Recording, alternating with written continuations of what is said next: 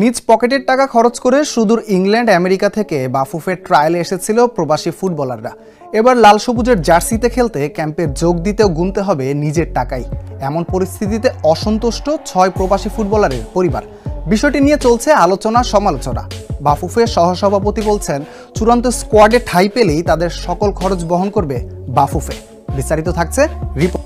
লাল সবুজের জার্সিতে খেলার স্বপ্ন নিয়ে নিজ খরচে ঢাকায় এসে ট্রায়াল দিয়েছিলেন বাংলাদেশি বংশোদ্ভূতরা।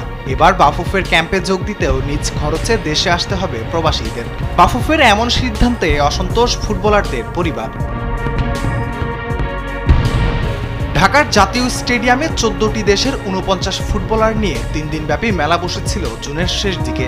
সেপ্টেম্বরে এএফসি অনূর্ধ্ব 23 চ্যাম্পিয়নশিপের জন্য জুলাইয়ে ক্যাম্প শুরু হওয়ার কথা রয়েছে বাংলাদেশের। সেই ক্যাম্পে ডাক পড়েছে ট্রায়ালে কোচদের মুগ্ধ করা 6 ফুটবলারের। ইংল্যান্ডের ইকরামুল ক্যাসপার হক, ইফা জাবেদ, ইব্রাহিম নওয়াজ, ইমান আলম ও যুক্তরাষ্ট্রের বিতোষক চাকমা ও জায়ান আহমেদের ডাক পড়েছে যুবদলের ক্যাম্পে।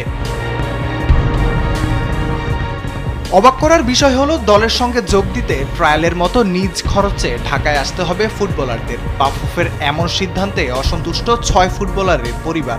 বিষয়টি নিয়ে চলছে আলোচনা সমালোচনা। 6 প্রবাসীর পরিবারের ভাষ্য হলো, এখন তো তারা একটি প্রতিযোগিতার জন্য ক্যাম্পে ডাক পেয়েছে। নিয়ম অনুযায়ী তাদের ঢাকায় ফেরার টিকিট দিবে ফুটবল ফেডারেশন। বাফুফের সহসভাপতি ফাহাদ করিম গণমাধ্যমকে জানান, তারা তো বড় কোনো লিগে খেলা ফুটবলার না। মূলত অনূর্ধ্ব 23 দলের ক্যাম্পে ডাকা হবে 35 ফুটবলারকে। তারা সেই ক্যাম্পে ডাক পেয়েছেন। যখন 23 জনের চূড়ান্ত স্কোয়াডে ঠাঁই পাবে, তখন তাদের পুরো খরচ বহন করবে বাফুফে। ট্রায়াল থেকে চূড়ান্ত হওয়ায় 6 জনের সঙ্গে ইতালিয়ান প্রবাসী ফুটবলার ফাহমিদুল ও ইংল্যান্ডের কিউবা মিচেল থাকছেন যুবাদের ক্যাম্পে।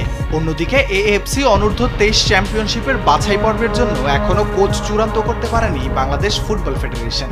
কোচ চূড়ান্ত হলেই অনূর্ধ্ব 23 দলের প্রাথমিক দলও ঘোষণা করবে বাফুফে।